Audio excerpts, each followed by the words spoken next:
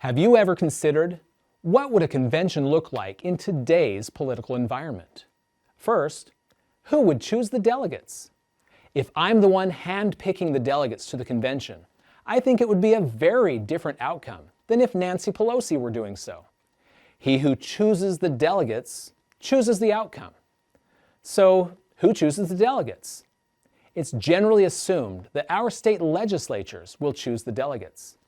And even in the most conservative states that I've toured, I ask them this question: would you be comfortable with your state legislature picking the delegates? The answer I most commonly get is no. We may have a Republican majority in our state legislature, but we do not have a conservative majority. So what kind of delegates do you think they would support? The answer always comes back: moderates or liberals. Do you think your state legislature would choose true, constitutional, limited government conservatives to represent your state at an Article 5 convention? No. Even in the most conservative states, the answer I always get is no way.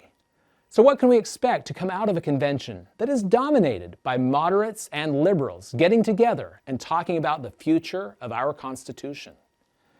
Do you think that the changes that would come out of a convention would move us closer to the views of Marx or Madison? The obvious answer is we would move closer to Marx than Madison. In today's political environment, we can't possibly hope for changes to the Constitution that were as conservative as what we already have. Next, do you think lobbyists would have any interest in the outcome of this convention? Well, of course they would. This would be the biggest event in the history of lobbyists. So obviously, the amount of money spent seeking to influence or bribe delegates to a convention would be significantly more than in an ordinary legislative session. Do you think the convention will be live streamed, or will it be a closed-door session? Honestly, I see problems with both. Obviously, with a closed-door session like the 1787 convention, who knows what would be happening in there? There would be no accountability. But what if it were live streamed? Would that make it better? Or would that make it more contentious? Suppose the convention was live streamed. Are delegates who do not uphold the values of Marxism going to be doxxed? For those not familiar with the term doxed or doxing, it is when they publish your personal residence or address so that the angry mobs know where to show up with their torches and pitchforks. Does that ever happen in today's political environment? Well, that happened not too long ago to the U.S. Supreme Court justices. Absolutely. That is part of the political reality we are facing today. And with that in mind, do you think Antifa, BLM, and other extremist organizations would have any interest in the outcome of a convention? Of course they would. And of course, they would probably be the ones involved in the doxing, threatening, and protesting. And speaking of protests, do you think their protests would be peaceful or just mostly peaceful? And just by some random chance, if there happened to be some mass shooting around the time of the convention, do you think that would be used to try to influence the delegates of the convention? Absolutely. And do you suppose the media would try to use that to influence public opinion? Next, what about foreign interests?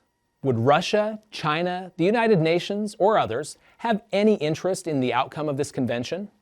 What outcome would they be seeking? Given today's political environment, how can we expect any kind of improvement to come out of a convention held today? The first time there was a movement for an Article 5 convention was right after the U.S. Constitution was written and ratified. At the time, there were states, such as New York or Virginia, that wanted a Bill of Rights. These states looked to Article 5 of the newly ratified Constitution and saw that there were two ways to propose amendments, one of them being the convention method. Both New York and Virginia applied for what they referred to in their respective applications as a convention of deputies from the several states, or a constitutional convention, in order to get a Bill of Rights.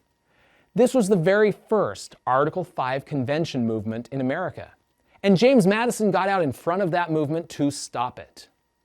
He wrote several letters explaining the dangers of having an Article 5 convention. In one of those letters written to George Turberville on November 2nd, 1788, Madison wrote, "Having witnessed the difficulties and dangers experienced by the first convention, I should tremble for the result of a second, meeting in the present temper of America." Isn't that the same circumstance we're in right now?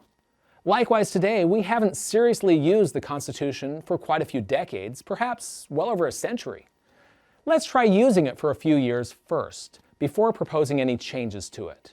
After all, how would you know that it's not working if we're not even using it? Lastly, do you think the present temper of America in 1788 was better or worse than the current present temper of America in the 21st century? I think it's a lot worse today, and it was pretty contentious even back then. To propose a convention today under all the circumstances we've outlined would be suicidal. Learn more about Article 5 and the amendment process by visiting jbs.org.